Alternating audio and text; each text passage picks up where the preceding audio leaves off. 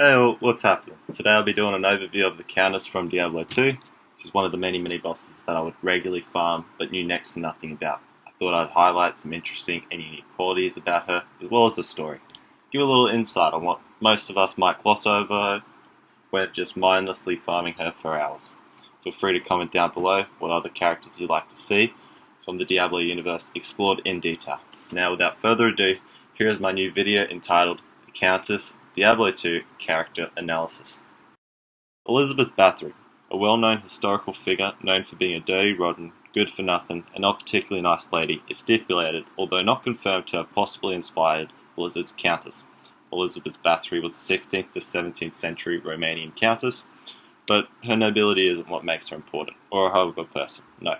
This Romanian noblewoman was found to have killed over 650 young women, and for this the Guinness World Records has labelled her as the most prolific female murderer. She believed that in killing and bathing in the blood of virgin women that she brutally murdered would retain her youth and bring her beauty. She was locked away in a windowless room for this, as her family was able to keep her from being killed. She died later, obviously, at the bitter age of 54. But what connects Elizabeth Bathory and the Countess from Diablo 2 together?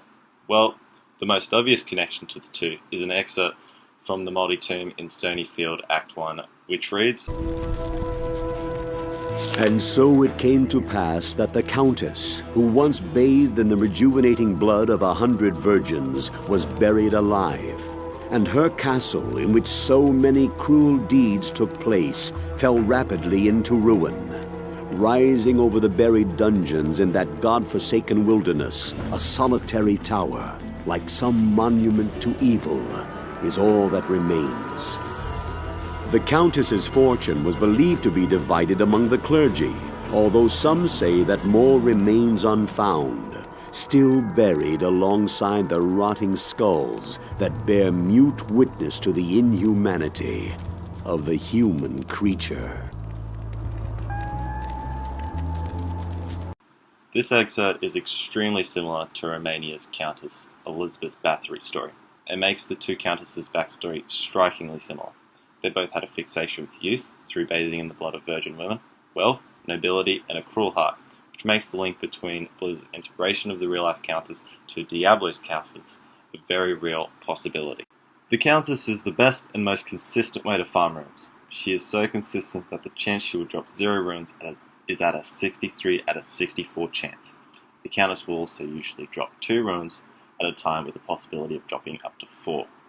The Hell Countess's loot table for runes is from an L to S, but a special loot table can drop runes up to a low, but this is extremely rare. The Countess's special loot table can only be accessed the first time you kill her, on that difficulty, so good luck finding anything above an S from her. Another popular reason for killing the Countess is the possibility of her dropping a Key of Terror. A Key of Terror, when combined with the Summoner's Key of Hate and Nilithak's Key of Destruction in the Herodric Cube lost in Act 5's town, will summon one of 3 red portals for the Pandemonium event to eventually acquire Hellfire Torch. The Countess has a 7% chance that the Key of Terror will drop in a one-person game. However, increasing the number of people in-game increases the drop chance. Depending on whether there is 1 or 8 people in-game, the drop chance varies from a 7% to a 9.8%. Only 1 key can drop from the Countess per game.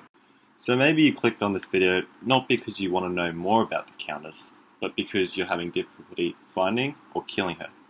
Finding her is easy.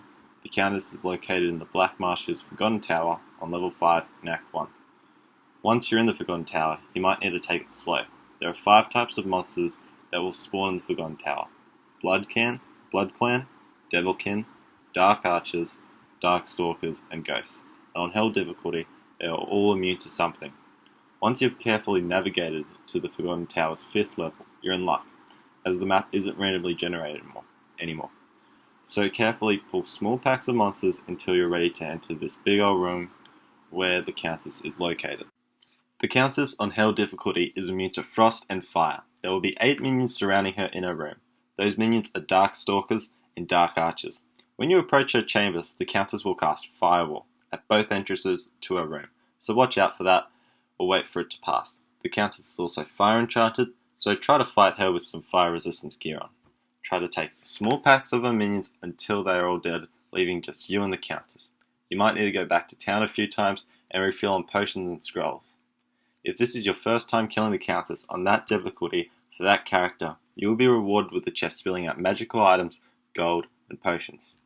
You've now killed the Countess, and feel a sense of pride knowing that you can do anything. That pretty much concludes the Countess's character analysis. Please comment down below who you'd like to see done next, and be sure to give the video a like if you enjoyed it.